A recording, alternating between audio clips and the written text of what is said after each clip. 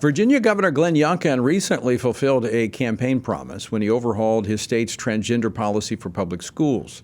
The new guidelines forbid school officials from hiding students' gender transition from their parents. Now, years ago, you would have thought that would have never happened, but it's been happening all across America. In fact, it was a key issue in the election. But the guidelines are about more than gender identity, as they provide a firm endorsement of, guess what? The rights of parents.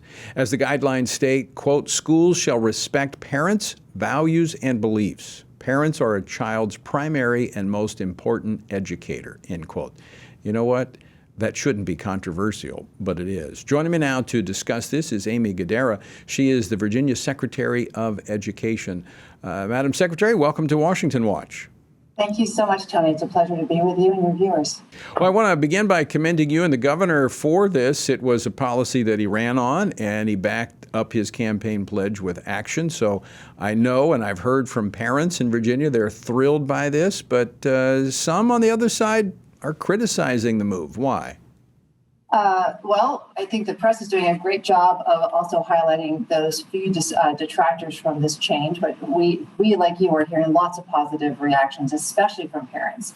What we know is that parents matter. As you just read from the guidance itself, this policy reaffirms the rights that parents have to instill in their children and to nurture the values and beliefs that matter to their family. This is about reinforcing that parents matter, that they have the rights in Virginia, as stated in our laws, as well as the U.S. Constitution, to make decisions around their own children's health, well-being, and education. And this whole guidance goes back and reinforces all of those rights one more time. Yeah, and I want to be clear on this because, I know some on the right is actually criticized because it allows a parent, if they want to say that, my child wants to use a gender or a pronoun that's different than their sex at birth. But I actually support the guidelines because I do believe in parental rights. Even if the parent may be wrong on some occasion, it is not the child of the state. It is not the child of the government. It is the child of the parent, and the parent needs to be the final authority. That is absolutely right, and that is what the laws in the state reinforce that message, and that these policies reinforce that parents have the ultimate rights. And there's a right to be informed, and there's a right to make the final decision and to be consulted, especially in these most important issues. Right? As a mom, I cannot imagine my child going through a major change or having heart-wrenching conversations without me being part of that. And what this guidance is about is restoring common sense. And what we all know as parents is that we have the best interests of our children at heart at all points. And to not be informed, to not be part of those conversations is absolutely wrong.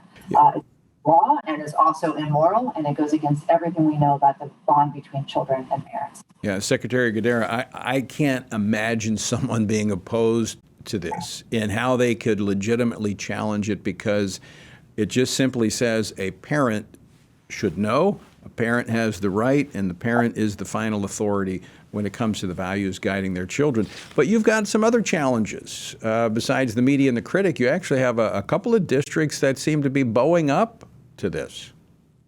We do. And our point that we're going to say to them time and time again is this is the law.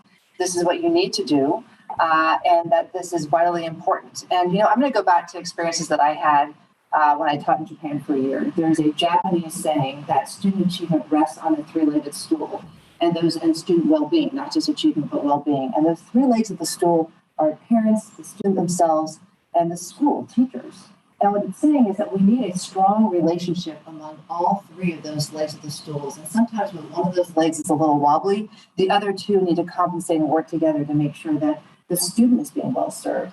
And there's a critical piece in this guidance that is about strengthening the strong bonds and partnership between home and schools, and making sure that we are putting arms around our children and supporting them. And the prior guidance was tearing apart those bonds and that partnership. And what we're trying to do is build it together. And so what I would say to those divisions that are saying that they're not going to follow this is that they're being disruptive. They're not putting the interests of children first. And they also are not building vibrant learning environments that respect and treat every single student with dignity and respect. So, final question for you, Secretary Guidera. Do you think that we're going to be able to get back to actually teaching our kids how to read and write in the classroom? So, honey, this is the number one issue that we want to talk about all the time. In Virginia, we're dealing with some numbers that are not ones that people expected to see. I'll give you a couple. 42% of our second graders are not on track to read independently by third grade. These are the issues we need to remember. This is about how we're going to show dignity and respect to our families and to our students. We're going to make sure that they can read, they can write, and they're prepared to be a productive member of society. We need to see every child. We need to meet every child where he or she is. And we need to do everything possible to support that child and to ensure that parents are central to making sure that child gets what they need and that they are partner along with our schools to get children to where they need to get to. A very refreshing message. Secretary Guidera, thanks so much for joining us today. Great to see you. It's a pleasure to be with you. Thank you so much, Tony.